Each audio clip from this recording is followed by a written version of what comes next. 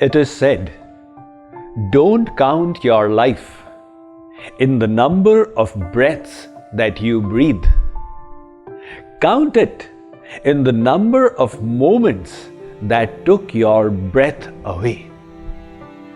How do such spectacular and rich moments come to our life? They happen by this ingredient called inspiration. Inspiration is the fuel that burns within us, that powers us to bring our best talents and abilities to bear upon the work at hand. Today, on day 15th of this happiness challenge, I wish to share with you the secret of an inspired life. One schoolboy, during his summer break, he applied to the nearby mall for a job. He was invited for the interview, but on reaching there, he discovered that he was the 21st kid in the line. However, he was motivated to get the job. So he scribbled a note and placed it before the receptionist. He said, "Ma'am, can you please give it to your manager sitting inside?" The manager read what the child had written and decided he is the one who deserves this job. The child had written, "Sir, I am the 21st kid in the line. Decide nothing until you see me." In those words, the child had expressed his enthusiasm. Enthusiasm or inspiration is that inner ingredient that brings out the best in us. When we are equipped with this virtue of motivation, we become practically unstoppable. As was Mr. Soichiro Honda, the founder of the worldwide Honda automobile empire. Mr. Honda was not born with the proverbial golden spoon in his mouth. Rather, he came from a lower middle class family. When Mr. Honda was in engineering school, he created a new design for piston rings and suggested it to the Toyota Corporation. They placed an order with him and extended the capital for him to set up his plant. However, when his factory was constructed, an earthquake in Japan leveled it to the ground.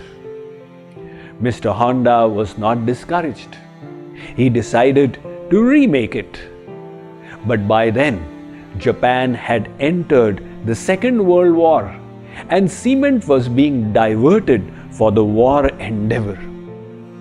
Mr. Honda's enthusiasm made him come up with a new technique for making cement, with the help of which he remade his factory.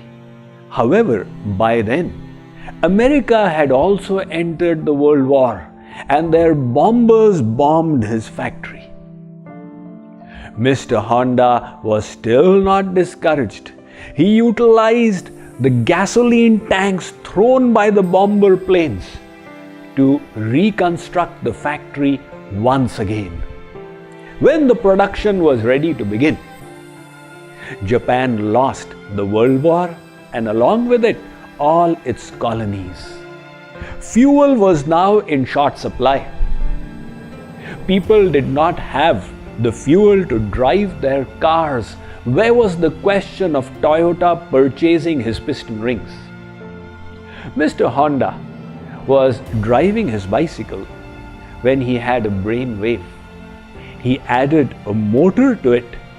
When he drove it around the neighborhood, his neighbors were fascinated and requested him to do the same for them.